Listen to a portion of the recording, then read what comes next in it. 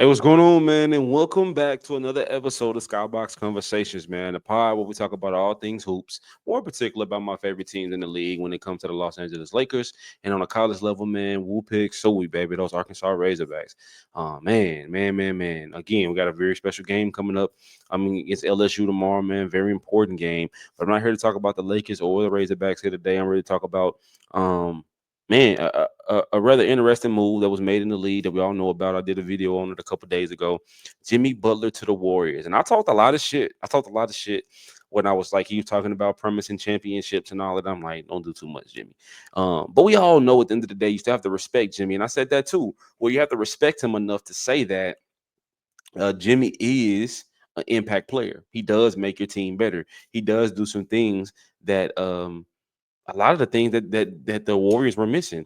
And so I just want to take one of my recent tweets that I said, and I want to kind of just break it down and kind of elaborate on it. Don't want to spend too much time on this. Probably be a 5-10 minute take real quick, and we're gonna end it right there.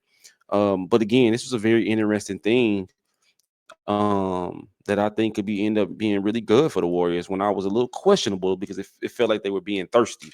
And everybody in the league even said that the Warriors were being thirsty. But Marie, where I said right here, I said that I can't even stunt. Jimmy has made the Warriors so much better in things that they lacked: toughness, point of attack defense, free throws, and being able to get to the rim, and being another scoring threat when you take out a dude like Steph. And those were a lot of the areas they struggled in. When Steph went off the court, they struggled. When Steph was on the court, Steph struggled because it was like we don't really respect anybody else on the team enough to where we got to be honest and stay home. We can send an extra body to Steph. We can be more aggressive with Steph. We can play more up into Steph because there isn't a Clay over there. There isn't a prime Clay over there anymore. There isn't a Jordan Poole over there. Andrew Wiggins isn't being super consistent. There isn't an Andrew Iguodala over there. Draymond isn't knocking down that three like that. Like so, we can harass Steph a little bit more and make it super hard on him because there isn't another piece that we got to worry about for real. And I think Jimmy has answered that call. When Steph goes out the game, now Jimmy can get busy. Jimmy can go give you, and they've won both games since Jimmy has been there. Even won a big game against the Bulls when they was down like 25. Came back and won by like 20. So Jimmy does a lot of those things, intangible things for that Warriors team, and again gives them a big scoring boost, gives them some toughness, along with Draymond, and can kind of balance them out. You know what I'm saying? I can't stunt. He is making them better. Now, the big question is, this is the big question is, and I want to just write it out for y'all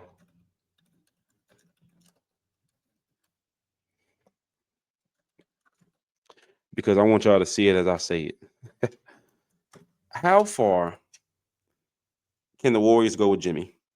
Now, I'm being realistic, right? Let's look at the standings. Let's just look at the standings. Let's look at the standings and let's see where they are, right? Because in the West, they are currently 10th. So they're in the last spot of the playing game, right? So they mean as constructed, they will be playing the Timberwolves. They are 27 and 26. And look at it. I mean, look at them though. They pretty much tied with the Kings. Kings must have the tiebreaker. They're only a game behind the Mavs. They're only a couple games behind the Timberwolves. So when you talk about them being, that's 53 games, so they got roughly what, 29 games left.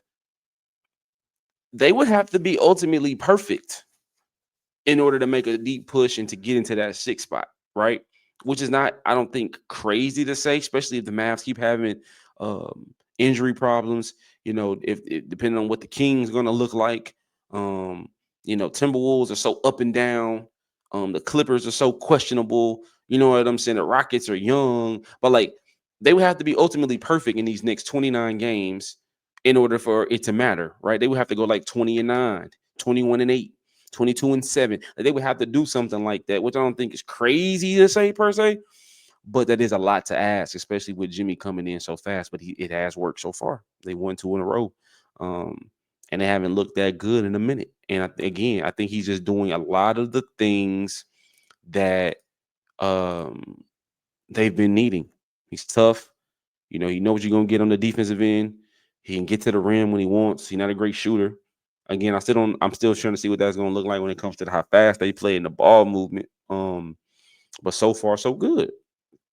and is giving Kerr options that he hasn't had in a while, right? And it's kind of matching up with Steph's window. I mean, you got 1 or 2 more years, man, and Jimmy will be shit like 37 them damn selves, right? 36 or something like that, him damn self. So um, I couldn't stunt. I had to stop. I couldn't hate. I had to just be real and say, hey, they look damn good with him in the lineup, and he's helping them out a lot. But let's just be realistic. I think they still are probably going to end up being a play-in team. They probably could win the play-in game depending on who they matched up with. If it's like a Sacramento or if it's like a Timberwolves, then again, I don't know. Anthony Edwards might bust their ass. I don't know, but I think they're going to be a play-in team. Now a full year with them together, go get them a big. That's what they really still missing. You need a big that can play above the rim. Um, you know, that can it's a little more athletic, not so stiff like Looney. Looney does a lot of good things, but he's just not a scoring threat at all. Really, don't play above the rim. He can't stretch the floor. You need that. If you get that though, now we talking about them being a top 16. Now we talking about them being in the mix, right? And somebody you gotta respect. So this team still isn't scaring me. I definitely think my Lakers can still take them in 7 games, probably 4-1, some shit like that. But again, he has them looking better. And I just wanted to make this quick video just to acknowledge that they damn look good, and he's helping them in a lot of areas they struggled in, which is essentially why I think he was brought in to do those things. Like, this is what we're lacking. This is things we know you do well, right? We know you're not a great shooter, but we good on that first for the most part. We just need you to do these other things for us. And he's done those things. He's done his job. He's been a professional.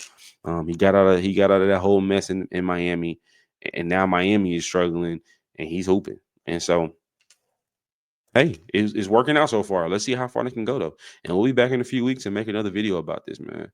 But yeah, just wanted to come in and drop in on that, man. I love y'all so much. Until next episode of Skybox Conversations. I love y'all. Peace.